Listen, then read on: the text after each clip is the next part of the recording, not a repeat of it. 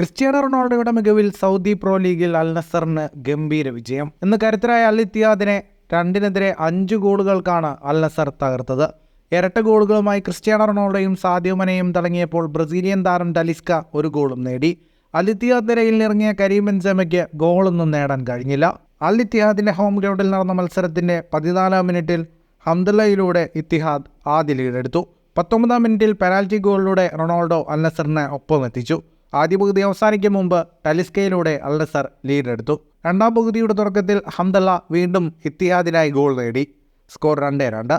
67-ാം മിനിറ്റിൽ ഫബീഞ്ഞോ ചുവപ്പ് കാർഡ് കണ്ട് പുറത്തായത് അൽ നസറിന് തിരിച്ചടിയായി. 10 പേരായി ചുരുങ്ങിയ അൽ നസറിന് വേണ്ടി 68-ാം മിനിറ്റിൽ ഒരു പെനാൽറ്റി കൂടെ ലക്ഷ്യത്തിലെത്തിച്ച റൊണാൾഡോ വീണ്ടും അൽ നസറിനെ മുന്നിലെത്തിച്ചു.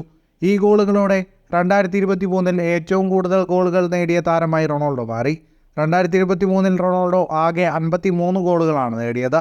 76-ാം മിനിറ്റിലും 82-ാം മിനിറ്റിലും സാദിയോ മനെ കൂടെ ലക്ഷ്യം കണ്ടതോടെ 5-2 വലിയ വിജയം അൽ നസർ ഉറപ്പാക്കി.